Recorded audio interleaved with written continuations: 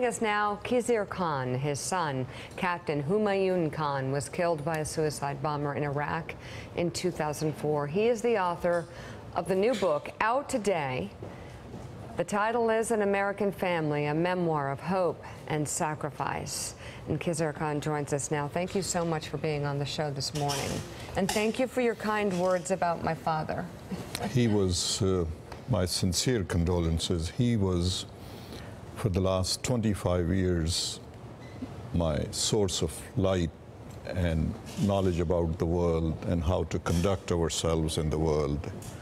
God bless his soul and God bless his family. And he is so missed right now, especially. Looking at your book, want to talk about that, want to talk about the current situation between the President of the United States and a widow of a fallen soldier.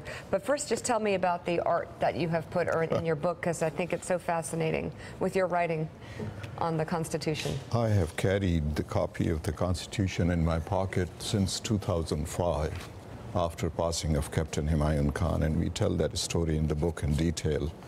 Every time there would be a conversation, I would pull that out and I will highlight and mark, and here is my most favorite part of the Constitution. These are dignities enshrined in our document, in our founding document. Amendment 14, Section 1, about our dignities, civil liberties that we enjoy, that we cherish, which has made us beacon of hope for the rest of the world. These are the markings that are on both sides, and the entire copy is full of these notes, but these are the things that have given us so much hope about this country. First, in 1972, I read the Declaration of Independence, all 1,338 words of it, standing in my dorm room, and I could not stop, but wanted to complete it. My feet were hurting, and I read the entire Declaration of Independence. And I had a dream then in 1972 that maybe one day I will have the dignities that are enshrined in our documents. And I use purposefully that words, dignities. That's what those are. Tell us about this past week. Has that brought back painful memories for your family? I was at Union Station in Washington, D.C., checking in.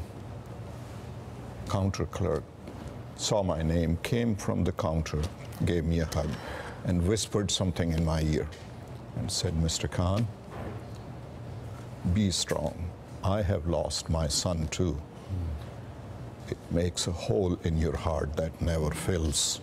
You learn to live with it. It is that pain that I feel towards these four most honorable families, and I have two words to say to the White House and to this president: dignity, most dignity and restraint." And he's void of both. His advisors should have written that on a piece of paper, put it in front of him, most dignity and restraint. There are moments in this country's life, this nation's life, where restraint and dignity is called. Can you describe, Mr. Khan, what Maisha Johnson, the widow of Sergeant LaDavid Johnson, is feeling right now? And I don't just mean the personal pain that is obvious, but to have the death of someone so beloved and so close to you become a political story, to have people on TV debating about the circumstances of the death and whether or not a phone call was made in the right way. Describe that surreal experience that your personal pain becomes so public. It is something that really can only parents understand, those who have lost a child or a loved one. The rest is all explanation and words. In our experience, and we explain all of these stories, how we went through that moment that she's going through at this time, but we were fortunate that we were able to look at Captain Humayun Khan when his body was brought. I was taken to the funeral home. His casualty officer stood in salute, and he opened the casket, and I looked at his face. She was deprived of that dignity as well. We owe tremendous respect, restraint, and dignity to this wonderful lady. My sympathies are with them. My 4 sons, brave sons, died in defending this country in Africa. We owe them and their families acknowledgement of their sacrifice and most dignity and privacy. John Meacham. You have written an account of both sacrifice, your own families and that of the country's, but also of hope. What's your message to us in this very unstable hour? Through my story, this really book and the story is a vehicle for this message of hope, goodness of this country, the goodness that has made us beacon of hope for the rest of the world. I have spoken to 162 communities throughout the nation. Our nation is worried, is concerned about the direction that we are taking, the direction that this administration has put us on. But with that fear comes hope. And that is why we call the book a memoir of hope, meaning that we are hopeful that this anomaly is momentary, because our firm faith in our goodness, in our founding principles and documents will move us forward in the correct path. That's the word, anomaly.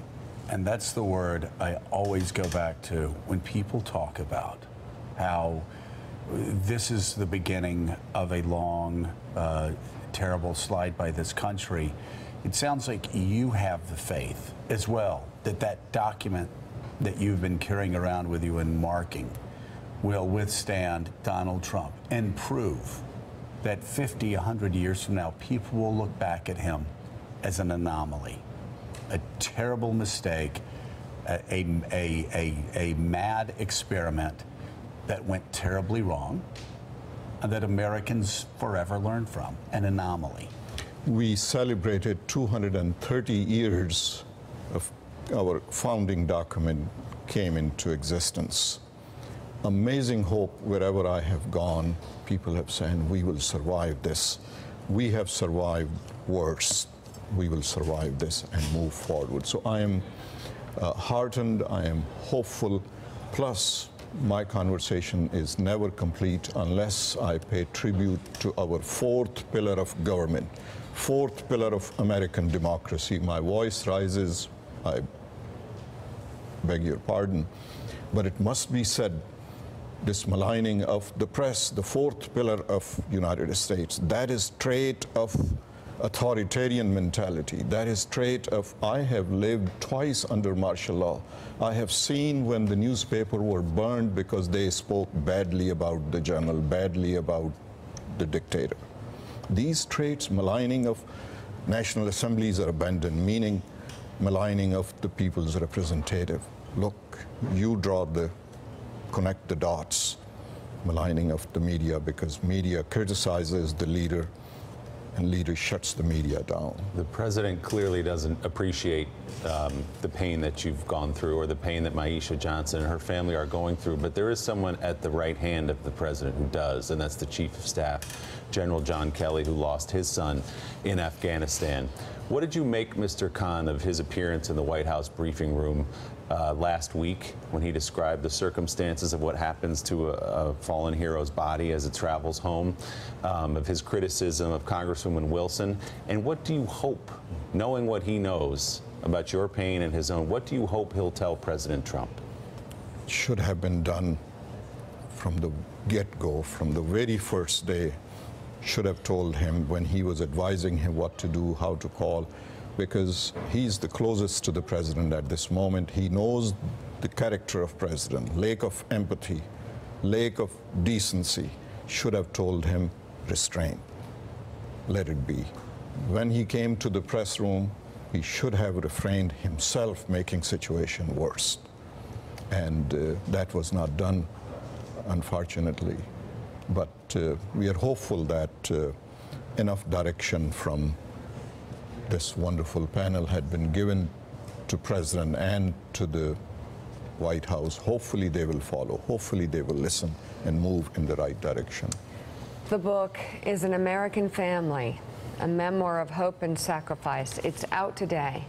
And you can read an excerpt on our site, joe.msnbc.com. Khizr Khan, thank you so much for everything that you said. Thank you. Thank you. We'll be right back.